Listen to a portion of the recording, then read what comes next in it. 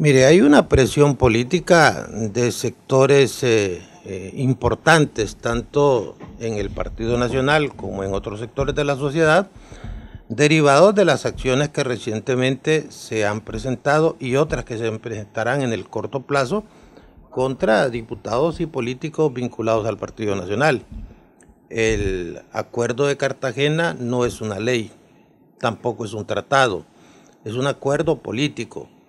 Y las autoridades únicamente están obligadas en virtud de los mandatos que surgen de la ley, de las costumbres cuando la ley se remite a ellas y de la jurisprudencia emitida por los tribunales de justicia. En ninguno de estos casos se encuentra el llamado Acuerdo de Cartagena, que sirvió para otras cosas, incluido el retorno de Honduras a la OEA y la creación con las facilidades del caso del Partido Libertad y de Fundación.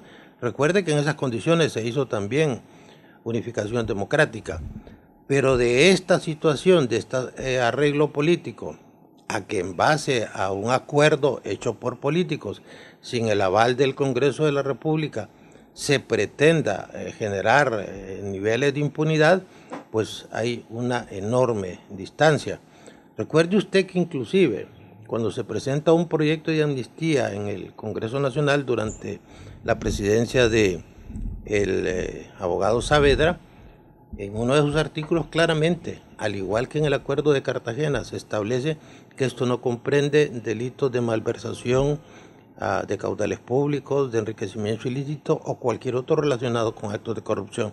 En consecuencia, son dos temas absolutamente diferentes y cualquier persona que esté vinculada a actos de corrupción o delitos de orden común relacionados con lo que aconteció en el año 2009, pues definitivamente tendrá que ir a los tribunales, y sorprende que hasta casi 10 años después se vengan a abordar estos temas, lo que refleja que la Administración de Justicia en Honduras sigue comportándose como una tortuga con artritis y que hay dos códigos, uno para los amigos y otro para los enemigos según la conveniencia política del momento. Y este es el tema que debería ponernos a reflexionar acerca de la necesidad de buscar un acuerdo nacional, pero no en función de repartirse el gobierno y el poder, así como los carniceros se reparten las piezas de una red, sino de trabajar en función de un proyecto nacional que le genere oportunidades a la ciudadanía, si no el país va para el abismo. ¿Sería eso el acuerdo que llegaron liberales nacionalistas para reelegir al fiscal general de la República, que ahora venga pues la persecución en contra del poder ciudadano?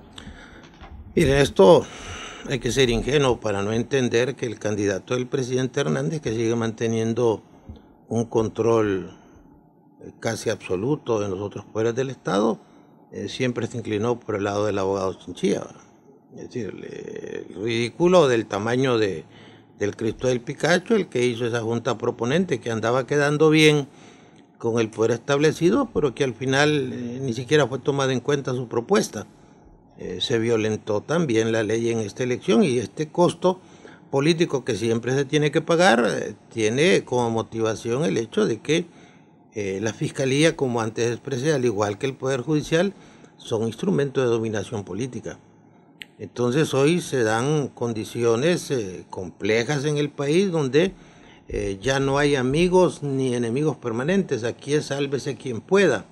Y lo que originalmente era una evidente alianza entre el liderazgo y los diputados de Elvin Santos con el sector del presidente Hernández, hoy se transforma en una alianza institucional de Luis Zelaya y el sector oficialista del Partido Liberal con el presidente Zelaya, con el presidente Hernández, lo cual era impensable una semana antes de la elección del abogado Chinchilla. Entonces veamos que los órganos institucionales desnaturalizan su función, sino que se están convirtiendo en un instrumento manipulado por el poder político en función de intereses eminentemente políticos. ¿Podrían venir requerimientos fiscales entonces en contra de exfuncionarios del Poder Ciudadano? Pues yo creo que si no lo hacen, va a quedar muy mal parado el Ministerio Público. Yo creo que desde hace varios años se tienen los expedientes totalmente completos y no se hacían porque en alguna medida el presidente Lobo hizo uso de su influencia para que no se presentaran estos requerimientos. pero ya la presión es muy fuerte aún dentro del Partido Nacional. Los nacionalistas en su liderazgo se extrañan. ¿Por qué solo nosotros? Y por qué en otros sectores que no son amigables o históricamente amigables al Partido Nacional no se dan la presentación de estos requerimientos?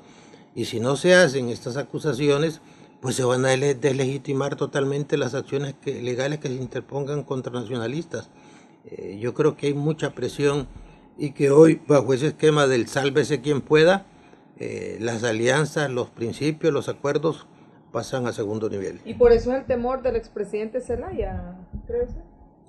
Yo creo que Zelaya ha jugado muy mal sus últimas cartas políticas. Primero, porque ya no se presenta con la fuerza tan grande que tenía en función de la manifestación popular.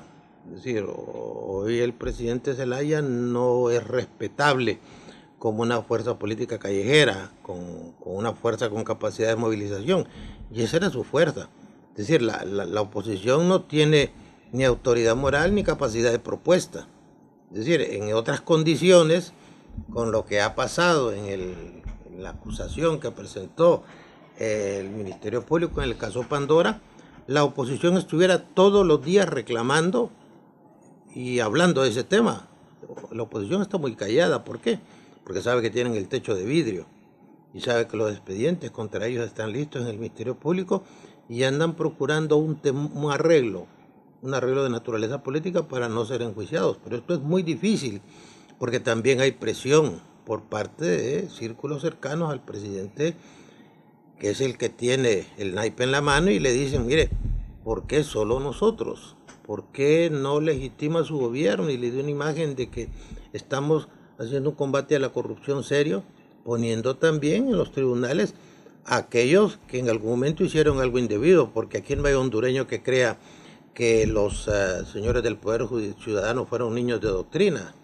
Estos también cometieron actos de corrupción y eso es notorio, es evidente, y ninguno ha ido a los tribunales a rendir cuentas por las acciones ilegales que cometieron. Y por eso se pregunta, ¿cómo es que los nacionalistas votaron por un fiscal, por elegir a Chinchilla, tomando en cuenta pues que se les ha perseguido a ellos? ¿Se llegaría a un arreglo, abogado?